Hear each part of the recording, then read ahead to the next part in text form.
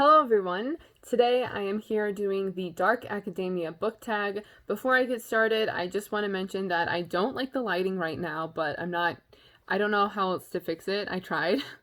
We're just gonna film. And since I've gotten my new phone, I still don't know how to fix these lines. You may or may not see them.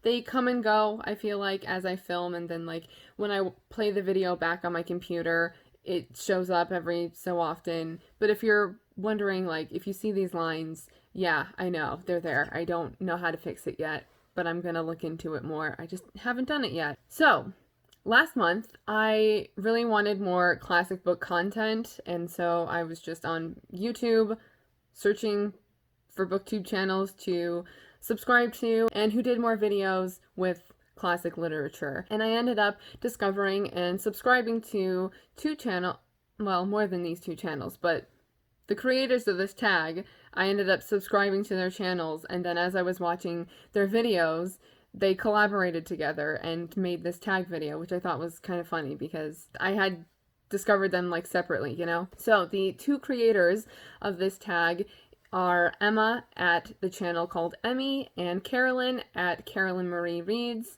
I will link their original videos and their channels in the description, and I'll put it in the card as well. I will also have the questions written in the description. If you would like to do this tag, I tag you. Go ahead, do it.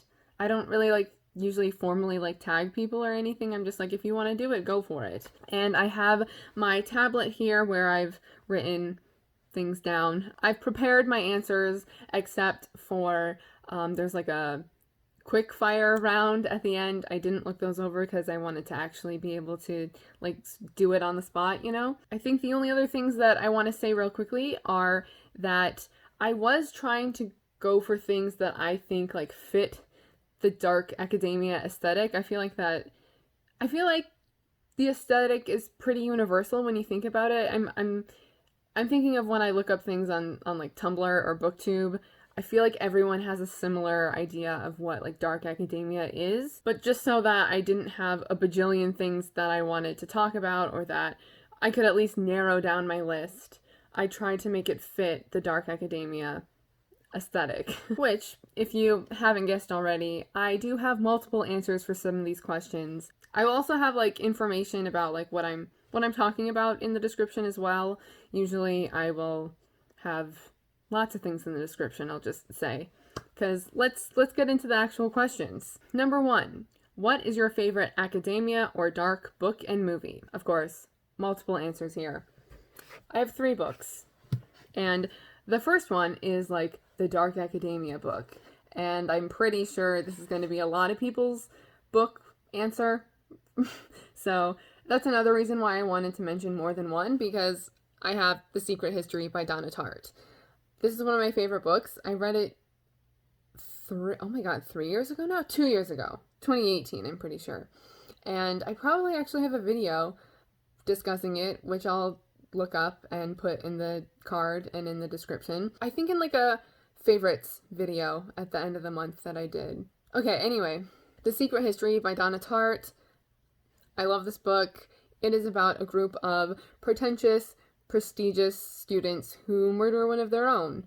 And that is really all you need to know about this. It's not who done it, it's why did they do it. And it's great. Okay. I feel like if you are watching this tag, you probably know what this book is about and have probably read it, or it's on your list of books to read.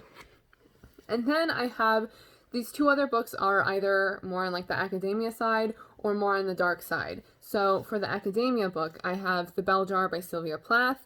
This is my favorite book. I have a whole video on why it's my favorite book and just talking more about it. I'm pretty sure I don't really go into spoilers either, so if you haven't read it, you could still probably check that out. I usually give you an indication if I am going into spoilery details, so just a heads up. And The Bell Jar mostly takes place at school and at a mental institution, but to me this I feel because I just know so much about Sylvia Plath, and this is based on her real life, and it just gives me this 1950s young adult going to college and having a fashion internship in New York, sepia tone, like slight sepia tone look to like that's what I picture in my mind. So I have to mention the bell jar. And this is about Esther Greenwood, who is looking back on the significant events in her life that have caused her to be at this mental hospital where she is currently a patient. And this does deal with depression and suicidal thoughts and actions, so trigger warning if those are things that you need to be warned about or be wary about going into a book. And I'll be mentioning this book again, so I'm just going to leave it at that for now. And then as for the dark book, I have The Picture of Dorian Gray by Oscar Wilde. I have this edition that is with other writings as well. I was thinking about this when I was preparing that it's been almost about a decade since I first read this book. So I definitely think I'm due for a reread. It's pretty short. It's like 200 pages in this edition. Yeah, like this is just The Picture of Dorian Gray. And then this is the other writings. Wow. Okay. And I still remember just being so, just like loving Oscar Wilde's writing so much. He has a way of making things sound really beautiful, but like it could be grotesque at the same time. And I really like that contrast. So this is about Dorian Gray and the picture of Dorian Gray, which ages and reflects any immoral, sinful, invirtuous actions and behaviors that he partakes in while he stays young and beautiful. And that's a good enough description. I just tend to end my sentences with "and" in case I have more to say, but that was good enough in my opinion. So The Picture of Dorian Gray. And as for movies, I have a handful of movies here. One I actually forgot in the other room, but I'm only briefly going to mention it anyway. And I actually have 2 TV shows. I figured I might as well mention a handful of things because currently most people are just inside, not doing much, and maybe you have some more free time and are looking for some recommendations. So the movie that I forgot to grab is Dead Poets Society, but I feel like that's such an obvious choice, so that's why I said I was only going to briefly mention it. The first movie that I'm going to mention, it's actually a book as well, so it's pretty short, and the movie is amazing. And so I have here Picnic at Hanging Rock. This is an Australian film from 1975. I'm not sure where it would be available if you don't own it, but I know that there's the website justwatch.com that usually tells you where you can watch things if it's available on like a streaming service. Sometimes there may be something missing, but I feel like it's accurate like 99% of the time. So anyway, just a tip there for you. Picnic at Hanging Rock. This comes with the novel as well, which is by Joan Lindsay. And this is a beautiful film. It's so gorgeous. The aesthetic of it kind of reminds me of The Virgin Suicides, if you've seen that film, except The Virgin Suicides is like a little bit more like pink in my opinion. A little bit, like this definitely has like a warmer tone to it. Clearly, you can kind of see that just with this cover here, although it looks different, a little different in person. My camera is making it a little bit more vibrant. But yeah, Picnic at Hanging Rock, it takes place in 1900, and it is about a group of schoolgirls who go to an all-girls boarding school. They are going to Hanging Rock to have a picnic for St. Valentine's Day. And while they are there, 3 of the students and 1 of the teachers goes missing. They just disappear pretty much without a trace. And it's about the repercussions of that and the effect that it has on the other students, on the faculty, on the school, and especially the headmistress who is trying to keep things together. And, some of the parents are pulling their daughters out of the school and things like that. You may not want to know this. I feel like it's good knowing this going into the book and the movie.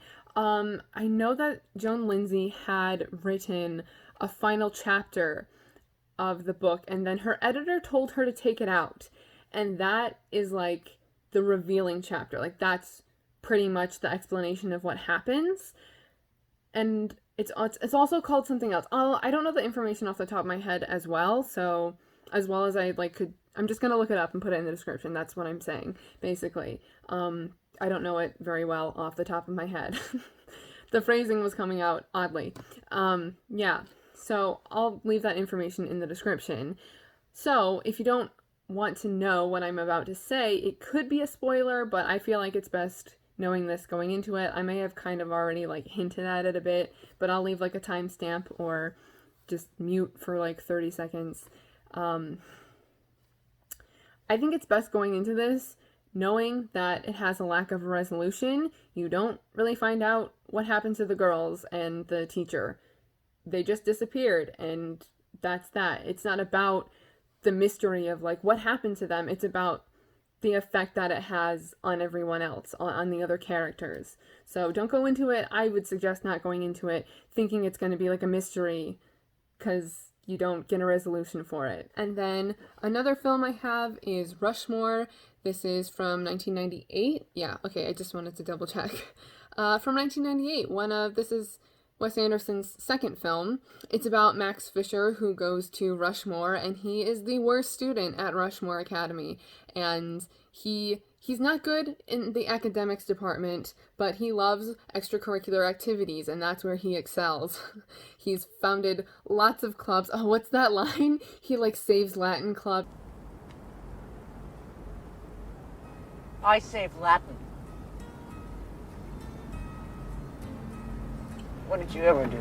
But Max, unfortunately, is facing expulsion, and he also falls in love with, I think she's the kindergarten teacher at Rushmore, and befriends the father of a couple of his classmates. So that's what Rushmore is about. I also have here Brick. I have these two editions. This is like the cover that I feel like is most known, but I have this steelbook, so I thought I would grab both since I also have it on DVD. I can't give you a good synopsis of this. This is definitely like dark academia. Rushmore is more of like an academic kind of film. It's very like it's definitely more light. This is much darker. You like forget that they're in high school and that they're supposed to be like teenagers. It's very weird. It has to do with the death of this girl and the boy who loved her kind of trying to figure out what happened to her and like what she was caught up in. Oh my god, I'm getting like major Twin Peaks vibes, even though I wouldn't really compare these. Huh, weird. Okay, anyway, Twin Peaks is my favorite show, if you're new here. Yeah, but it has to do with like this sort of like underground world that she was a part of.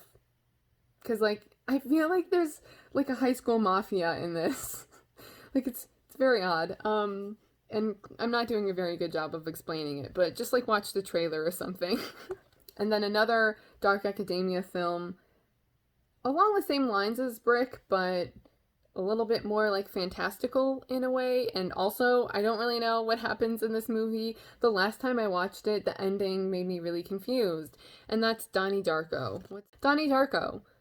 A young Jake Gyllenhaal who looks so good. And he does go to like therapy and talks to a psychiatrist.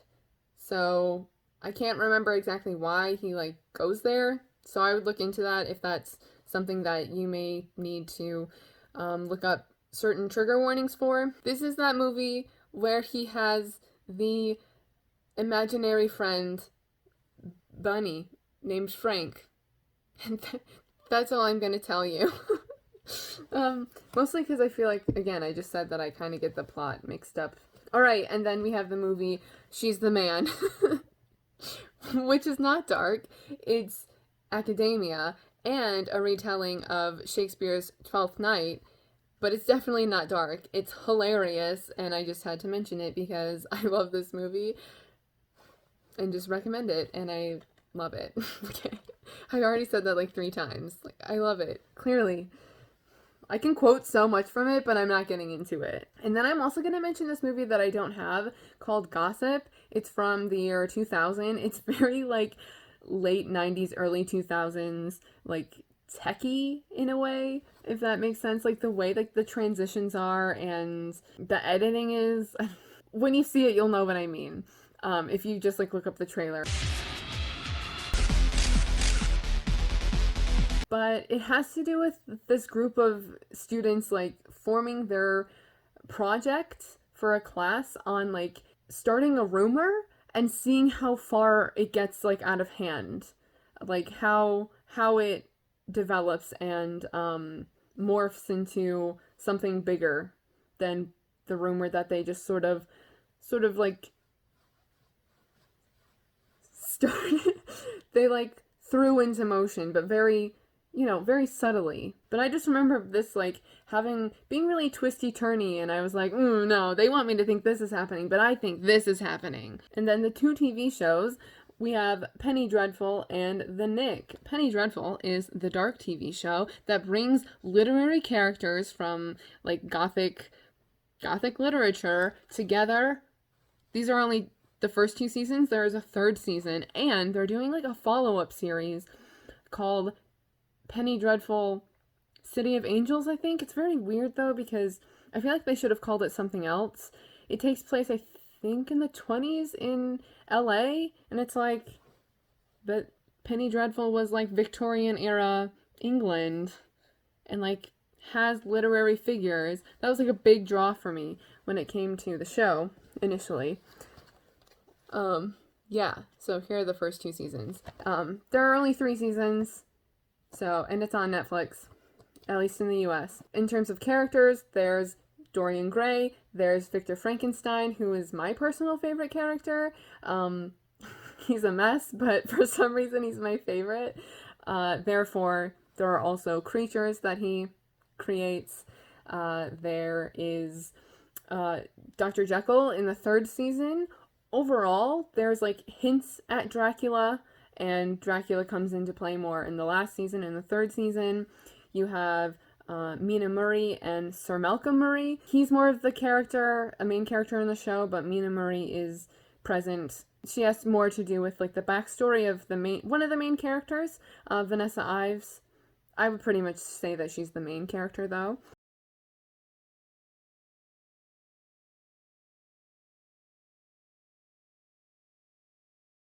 And then The Knick, this is the show that I am considering to be the like academic show, or like academia show. This was only on for 2 seasons, and I own both of them.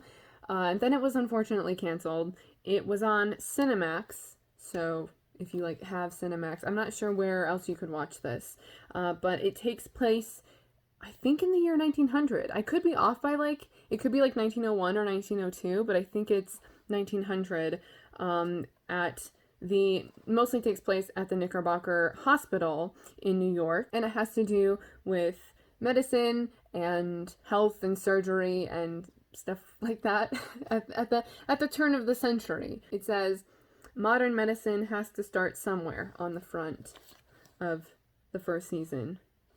So that was me talking about books and movies for 25 minutes. Okay, number 2. What dead poet would you like to have a drink with? Well, Sylvia Plath, because she's like kind of the only poet that I know the most about and that I'm most interested in. I cannot start talking about Sylvia Plath or we'll be here all day. I already said before that The Bell Jar is my favorite book. I have read a number of her poems and some of her stories, and I just love Sylvia Plath. It would be great to be able to like meet her and see. I've always like felt a connection to her in a way. That's one of the reasons why The Bell Jar is my favorite book, because I just like relate to Esther Greenwood so well, despite never having depression or being suicidal or anything like that. Yeah, and I just like to hear things again from her perspective, and I just love Sylvia Plath. And I've read like multiple biographies about her, and I know that like The Bell Jar is semi-autobiographical, and I even consider it to be like pretty much her autobiography, but with changed proper names. Because there are other things that, again, I can get into it. Like, I could really get into it, but I can't. What would we have to drink, though? I'm just gonna have whatever she's having. I don't even drink, like, I don't like alcohol, but I'll drink some alcohol for Sylvia Plath. Okay, and then number 3. Another question that I have multiple answers for. what is your favorite painting and or sculpture? One of the first paintings that I thought of when thinking about the answer to this question was the portrait of Giovanni Arnolfini and his wife from 1434. I almost said directed by. I say directed by so much that was like, that was just second nature. Painted by Jan van Eyck.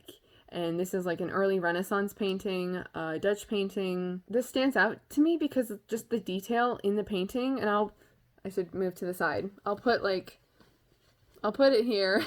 Yeah, I love the detail in this, and just, I don't actually know how big it is, but I would just imagine it's massive. I actually learned about this really early on, like in elementary school. I don't remember why, but I remember sitting in the music room.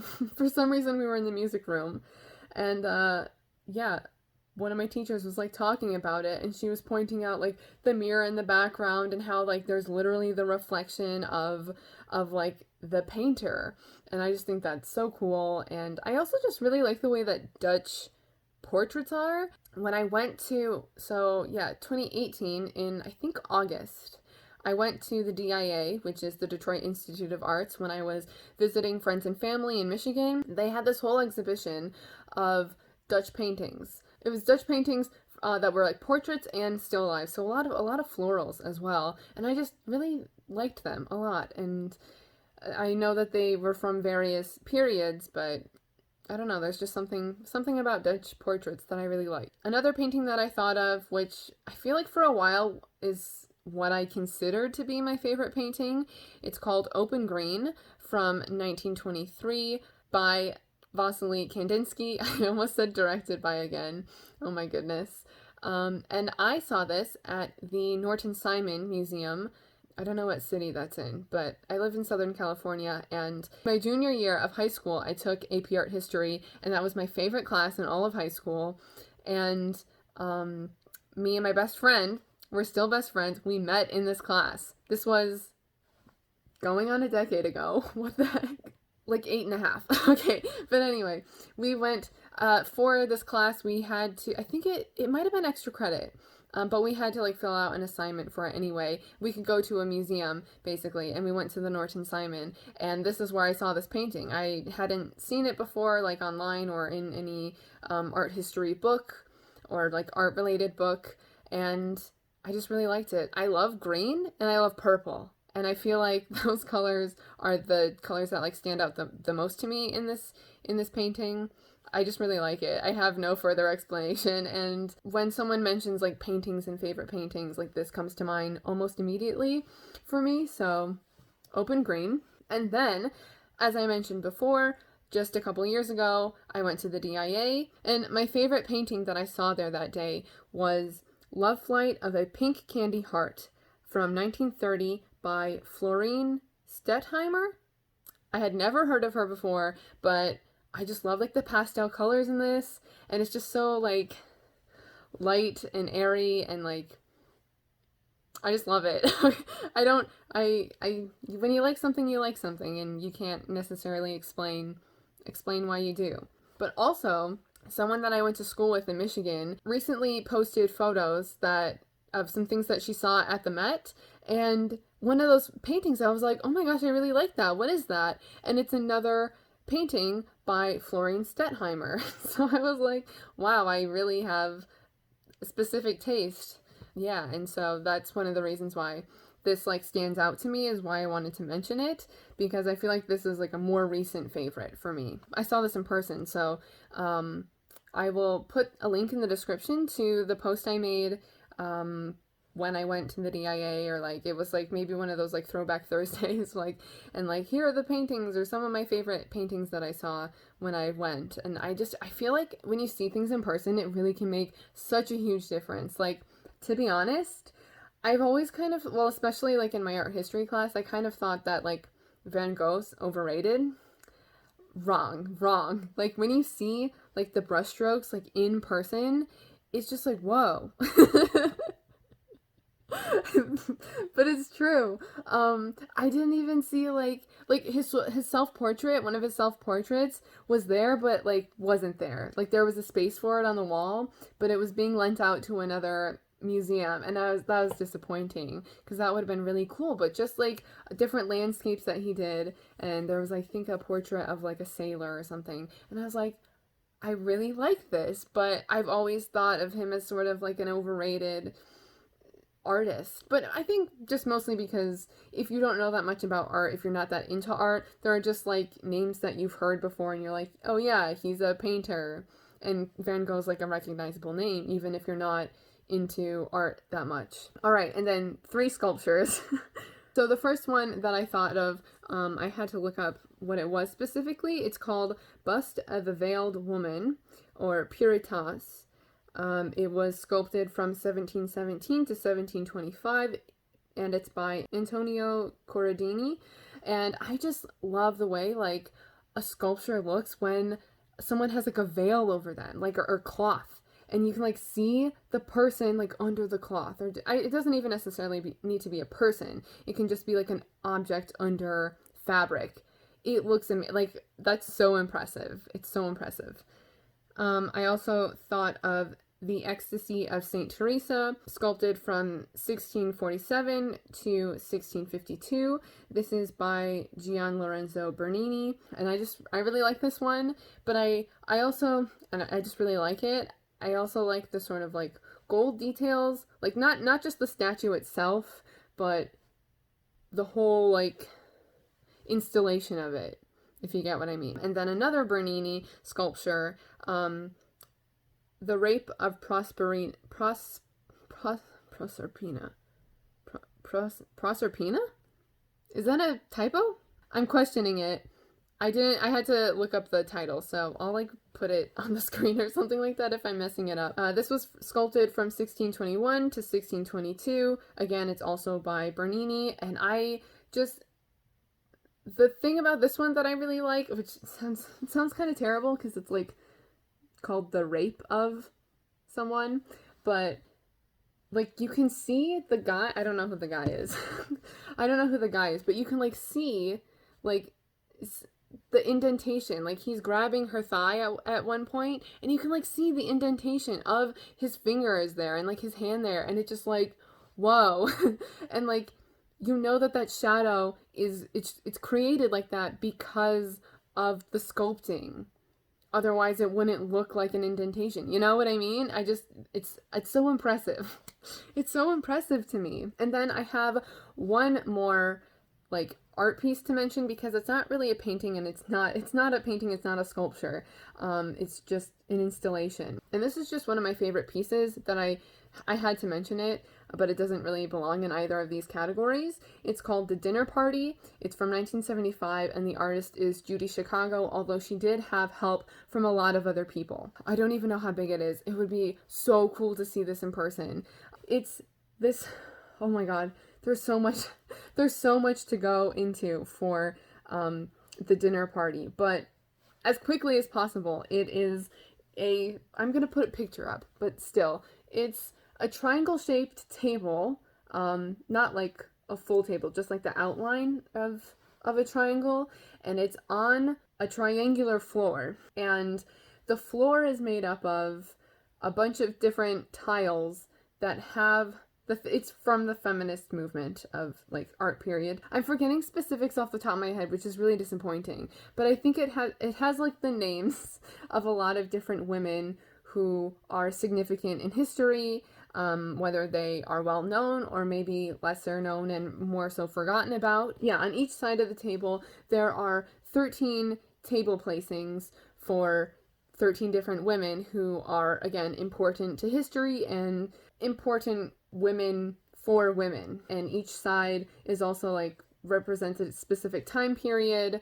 There's a whole lot that goes into it, but like, you know, every table setting is different. There's a different tablecloth at each setting. The plate is different, the chalice is different, or like the wine glass, whatever you want to call it. Everything is different depending on who that seat is for. And just like so much work went into it, and like so much. Oh my god!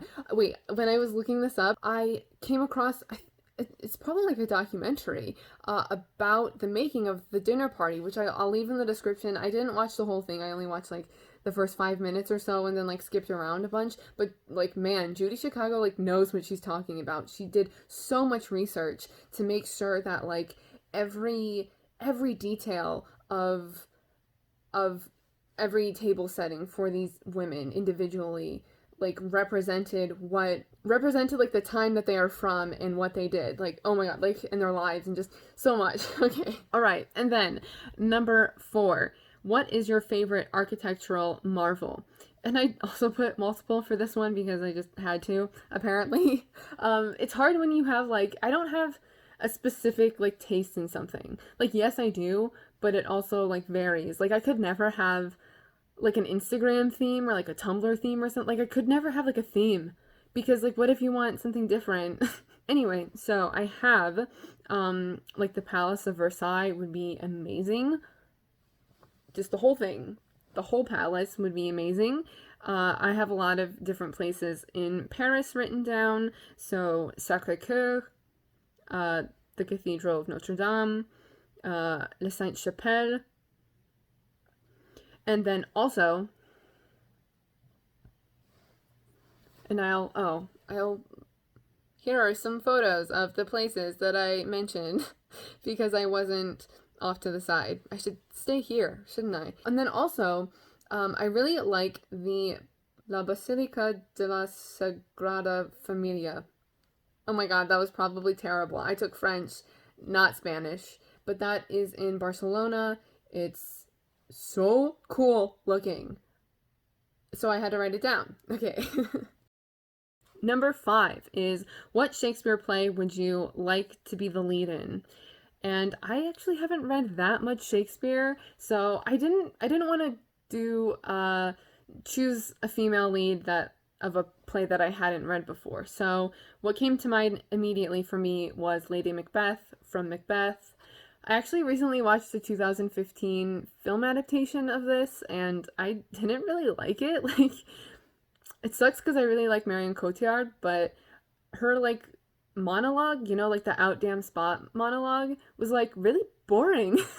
She was just sitting on the floor, like looking up, and that was it. And I like wanted her to like really go for it and like think that she was really seeing blood on her hands, and like she was just sitting there the whole time. So I definitely would say Lady Macbeth from Macbeth.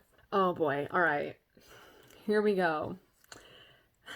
This is the question I've been dreading, which is really lame of me. Number 6 is, how many languages do you speak, and which language would you most like to learn?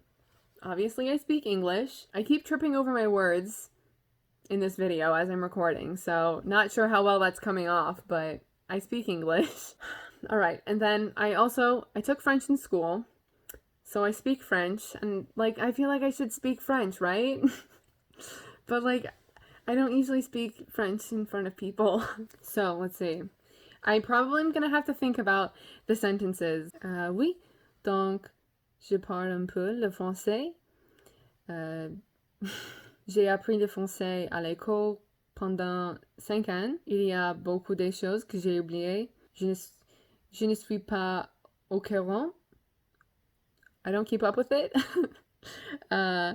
J'ai toujours besoin de sous-titres anglais pour regarder les films français. Je devrais probablement chercher des mots et des termes si je lisais un livre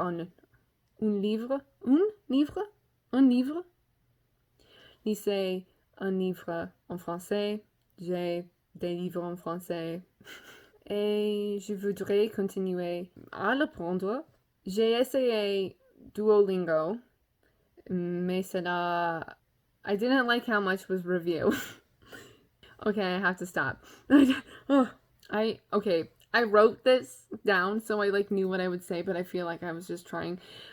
Like, I should just read it because I wrote it. I just I can't say it like it's too like in the moment, you know what I mean? Like on the spot in a way. But I wrote, oui, donc je parle un peu de français. J'ai appris le français à l'école pendant 5 ans. Il y a beaucoup de choses que j'ai oubliées. Je ne suis pas au courant. J'ai toujours besoin des sous-titres anglais pour regarder des films français. Je devrais probablement chercher des mots et des termes si je lisais un livre en français.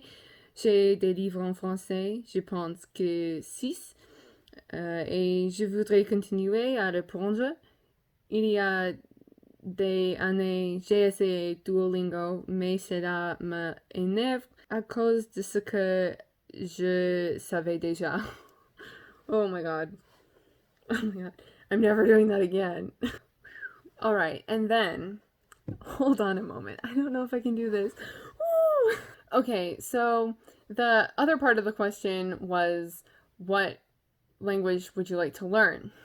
And I'm kind of cheating again because I don't really know what I'm saying, but I listen to Korean music and I sing along and I don't really know what I'm saying. So that would be my answer to a language I would like to learn. I would like to continue in French. What's happening with the lighting here? Why does it look like so much brighter all of a sudden? Anyway, I would like to continue in French and I would like to properly learn Korean. To sing along to songs, I'm a visual learner, so it's so much easier for me to memorize the Korean words and the lyrics to songs if I can look at the romanization of the lyrics. But no one has time for that with the amount of music I listen to. There's not enough time to look at the lyrics of every single song that I listen to that is in Korean or even Japanese or Chinese, because those are other languages that I listen to. A lot of K-pop groups do, I do listen to Korean music overall, but I do listen to a lot of K-pop specifically. I like more of the R&B, hip-hop stuff. But EXO's my favorite group, and I just love EXO, and they're a K-pop group. But, a lot of K-pop groups do Japanese albums, so I listen to songs that are in Japanese, and EXO, for example, pretty much one of the only examples, also do all of their songs in Mandarin. And there's also another group under SM Entertainment, which is the company that EXO was under. Wavy is a Chinese subunit of NCT, so they do everything in Mandarin. The lighting is so bright and I don't understand why. What happened? I went to go get my headphones and then this is what happened. So I thought I could listen to K-pop and sing along. I'm probably gonna chicken out though. I can't really hear myself, but that's okay. Oh my gosh. We're gonna try. I might give up because I might give up. Okay. So I'm on my tablet. I have my headphones plugged in. We're gonna look up Lights Out by EXO because that's the song that I know probably the best. I love this song. We're also going to go to Chrome, and I will put the link to this in the description on colorcodedlyrics.com. That is the website that I use to look at the lyrics, to look at the romanization. In case you don't even know what I'm talking about, just go to color-coded. I'll put the link in the description, but just go to this website and then you can see what I mean by romanization. And they have a different color for every member who's a part of the song, if there are multiple members within that song. Hi, I'm editing and just wanted to mention that I have heard people who are learning Korean, know Korean to some extent, say things like it's not great to read romanization if you're trying to learn Korean, which I totally get. You're not going to be able to learn the Hangul properly, I don't think, if you're busy reading romanization and focusing on that more than the actual Korean characters. So I get that, if you're learning Korean. I think for the sake of just trying to memorize lyrics to songs and at least having that understanding that you're reading a different language, I think it's okay. Again, to an extent. Just in the same way that when I see French words, I know they're going to be pronounced differently, even though they are, it's another romantic language like English. We use the same alphabet. I'm familiar with those letters. I'm going to pronounce those words in French differently because I'm speaking a different language. Even if there are cognates where the word looks the same in English and French, I'm going to pronounce it differently. So, for example, the film, le film. intelligent, intelligent, you know, that kind of thing. Going to Korean, if you were to ask me who my bias of exo is or who my alt bias is, I'm going to say chanyeol. Chanyeol. Maybe I'm not pronouncing it like super great, but at least I'm not saying chanyeol. Chanyeol. Chanyeol. Not chanyeol. Chanyeol. And even things that you wouldn't think there's that much of a difference, there is. That right there, that's suho. Not suho. Suho. Okay. Okay, I just wanted to mention that, especially because I'm not like actively learning Korean. I know that there are people that go against looking at romanization and reading romanization a lot if you're learning Korean. Okay. Oh my god. I don't usually sing in front of people. Okay, ignore my voice though. I'm just like doing this to show you what I mean by like, I speak Korean, but like not really. I'm sorry for mispronunciation.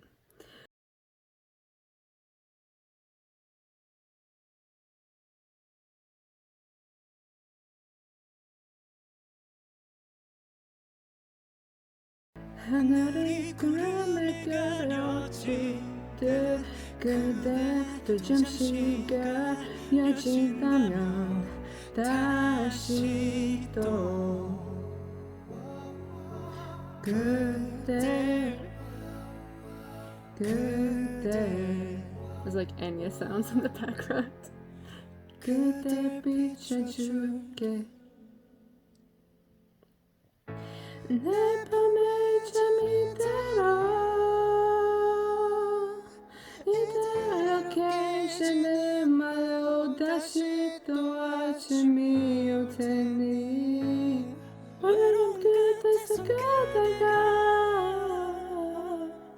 편안히 꿈꿀 수 있도록 오늘은 그만 불을 꺼줘. I don't know how loud I was. Alright. Oh my lord. I also kept on getting a billion notifications. Alright, but I did it, okay? So I did it, but I may cut it out. We'll see. I really don't sing in front of people. Like, I have a really hard time using my full voice, even like with my parents and like my family and my best friend. If we're in the car, I don't want to be louder than the music. I don't want them to hear me. So that wasn't like, I was trying to sound like okay, but like that was not my full voice at all. Yeah. I felt my heartbeat, but there we go. I was gonna do a Japanese song, but I'm like having, should I try it? I feel like the rest of the questions will be really easy. Should I try it anyway? Who cares how long this video is? Okay, let's see. Let's try it. A Japanese song. I'm gonna do Cry, probably. Cry by XOCBX. I'm shaking. Oh my god. Okay, I'm just gonna skip to like towards the end of the song. Okay, this is literally just like the last chorus of the song. Cry by XOCBX. I'm trying to be quiet again, okay?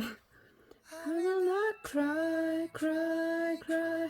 涙拭いてさえここから歩き出す時間をしたヘイトセカバイバイバイこれからもうずっとこの胸の奥に君はいるから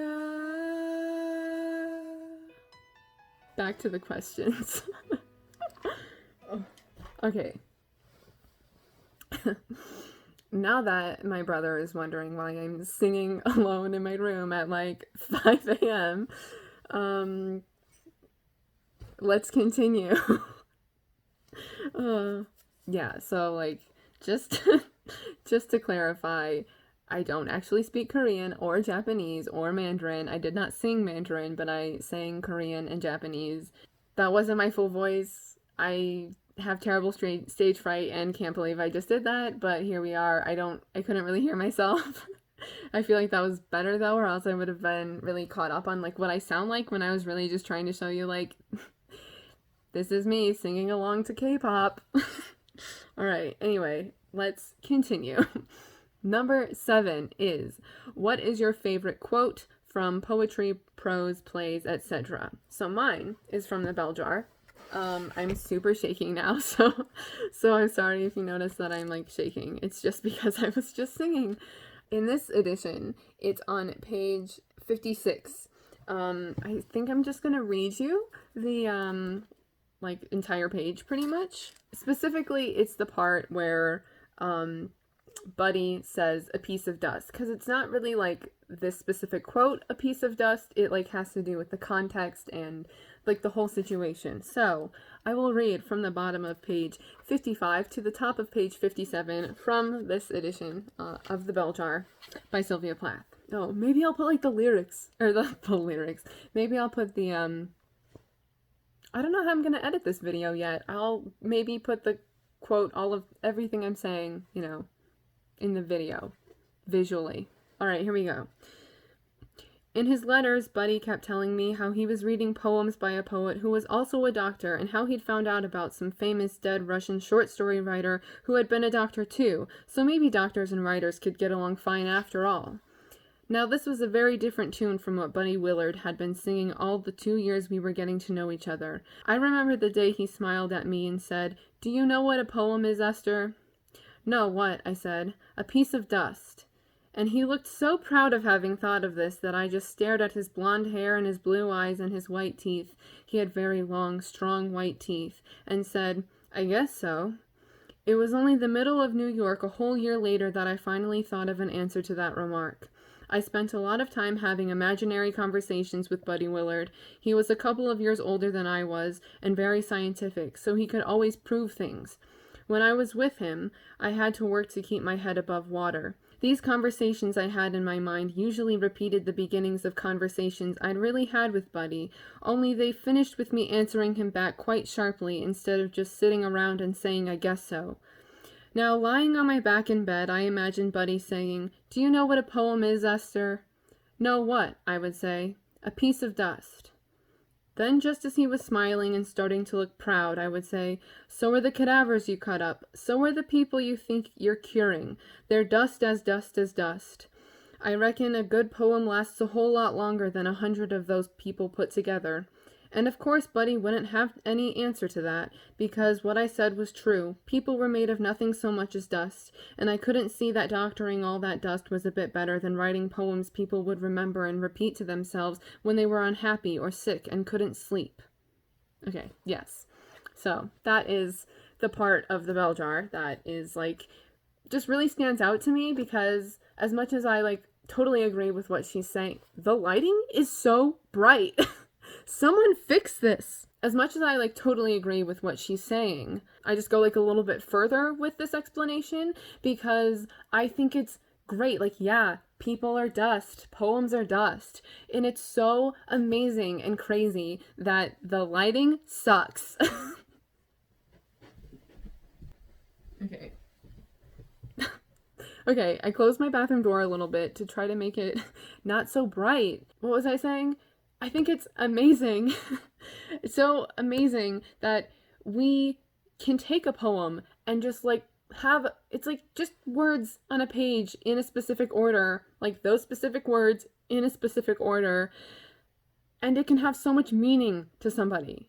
And just the meaning that we create out of things. Like, yeah, it's dust, but like, it isn't, it's just dust unless we put meaning to it, you know? And like, what's life without meaning? I don't know. I just think it's great that like, yeah, poems are dust, people are dust, but someone can have a specific like significance of can take a poem. We'll just use poems as examples here. Like, someone can read a poem and it can be so important to them and have a specific meaning to them, and then somebody else can have a different meaning for that poem, and it can be so personal. And again, like, what is life without meaning, without creating meaning in so many different ways? Yes, okay. So, A Piece of Dust, which, by the way, A Piece of Dust is my Bookstagram account. So, if you want to follow me on there, go ahead. I'll leave links to my social media and stuff like in the description. This is the longest video for this tag, I bet.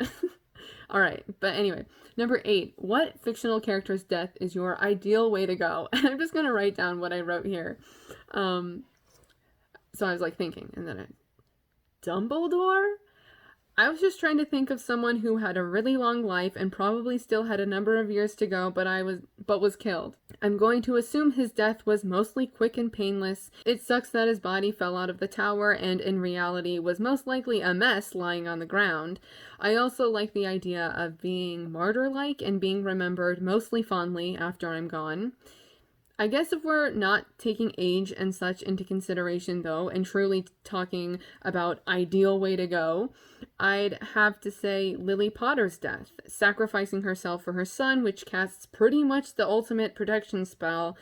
That's what I would want to do with my death. Oh wait, if we're really talking about an ideal way to go, it's Harry's death, you know, when Voldemort kills him and he has a conversation with Dumbledore beyond the grave and then comes back to life. I'd like to come back to life. And he casts a protection spell on everyone fighting with him. I get to come back to life and my death is still protecting everyone? Yes. So that's my answer. Probably like Lily's death, you know. Just, it's not like the death itself or the way it was done. It's like protecting others. Number 9, what university/college would you most like to attend? And because I took French and love French things, I just put Sorbonne University. I don't really have like a strong answer for this. I looked up a few different like Ivy League schools that would be cool to go to because of like specific areas that they excel in. And so I wrote down Harvard because they have like a good literary program, I guess. And yeah, I wrote down both are good for arts and literature. Not sure about film though, because I love film. So I said probably USC for film. Just, I don't know, a place where I could be with people who like the same specific things as me and where I could learn a lot about the things that I love. Oh boy. Number 10. What is your murder weapon or murder method of choice? Oh. So I'm a psychopath. Not actually, but, you know, depending on the context, my answer varies. So again, I'm just going to read what I wrote here. Something sturdy, but not too heavy that I could grab and hit someone with. That is probably my, like, ideal weapon. Yeah, so I wrote, that's more so in the case of murder is the goal, especially in self-defense. Poison seems like a good option too, but like with herbs and natural poisons. If I really wanted to cause some damage, though, I would mess with that person psychologically, not aim at killing them. So, yes, that's my answer for murder weapon of choice. Just like destroying that person mentally. I am a terrible person. All right. Number 11 is what mythology would you most like to be a part of? And this, I'm not really well versed in like myths and legends and such. So I just looked up a bunch of like Greek mythology and Roman mythology and chose Eros and Psyche. Wait, I wrote Eros and Psyche. I'll be Psyche, thanks. She has butterfly wings and became goddess of the soul. I just really liked that. I'll link the page that I read when I was looking up Greek mythology and stuff, because I wanted to pick like a good one. So many of them are like tragedies, like just, you know, I didn't want to like die. Or maybe I should have chose something like much cooler. I don't know. Because Psyche's just like a human, but she's turned into the goddess of the soul. That's pretty cool. I like the soul. But like maybe it'd be cool to be like Persephone and like queen of the underworld, but like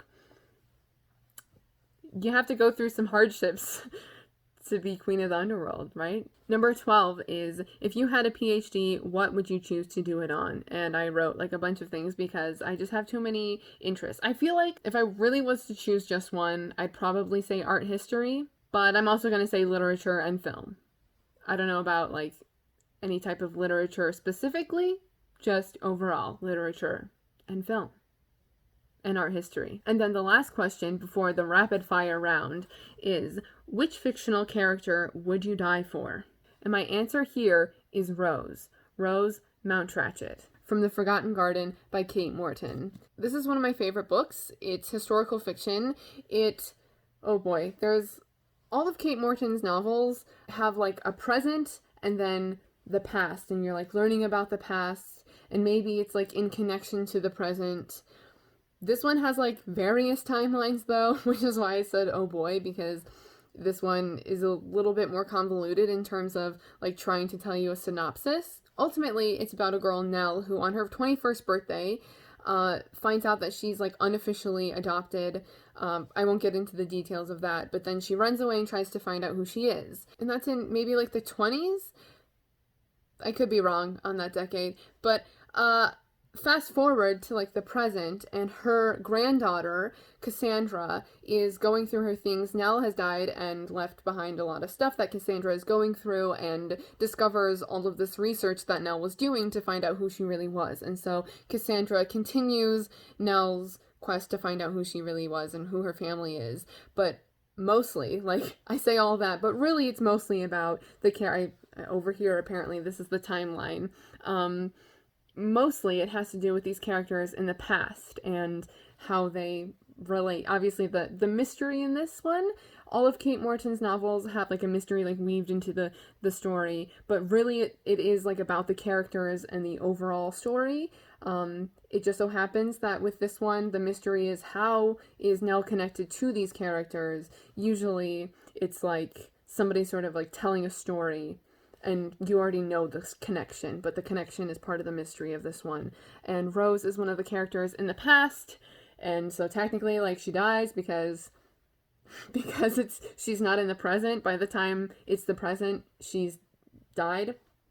That's not really a spoiler, because I'm not giving you details on how she dies, obviously. But I love Rose. Rose is my favorite character, and that was it.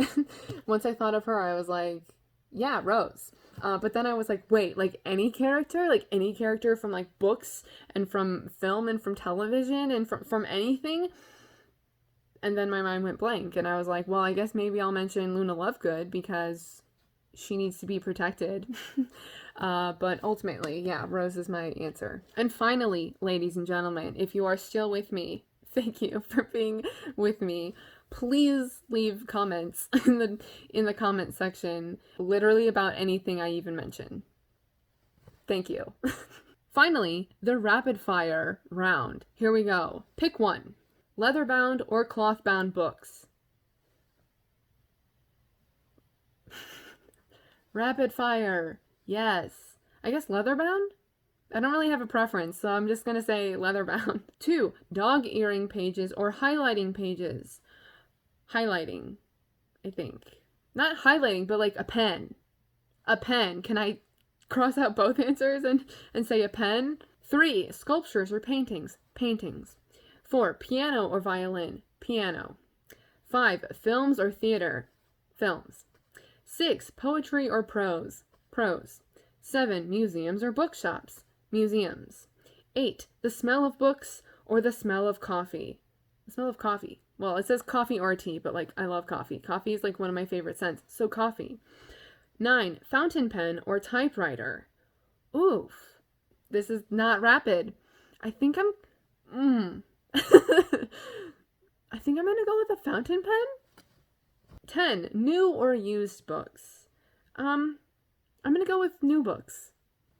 I do like used books, but at the same time, like I like the look and like the feel of a used book, but I'd rather, I don't know, maybe I don't know. I just new books, okay? I'm also kind of a germaphobe, so like whenever I go to used bookstores, I like wipe down my books with like sanitizing wipes and stuff. But I like knowing that like a book was loved. It's cool when you like get a used book too, and it has writing in it, or just like a really old book and it's like vintage or something. But new books. If I'm gonna buy a book, I would prefer it to be new and like an edition that I prefer and that I've chosen. And this is the end, ladies and gentlemen. An hour and 20 minutes later. I know I'm gonna be able to cut down a good chunk of this, but there's still probably I probably have like a good hour here of a tag video. So we'll see how that goes. I'm terrible at ending videos. It's pretty much just like, thank you so much for watching, and God, this video is so long. So even more thank you so much for watching. If this is your first video that you're seeing from me, I love music, I love film, I love literature. Join me if you would like to talk about these things with me and hear what I'm reading or watching or listening to. That's what I do videos on, pretty much. So thank you to Emma and Carolyn for creating this tag, the Dark Academia book tag. Again, thank you for watching. Please comment down below on like literally anything I mentioned. I hope everyone is being healthy and staying safe and making healthy choices. If you've done this video, I'd love for you to share it with me. If you haven't done it yet and would like to, go ahead and do it, and then show it to me. Yes, so thank you again for watching, and I will see you in my next video. Bye.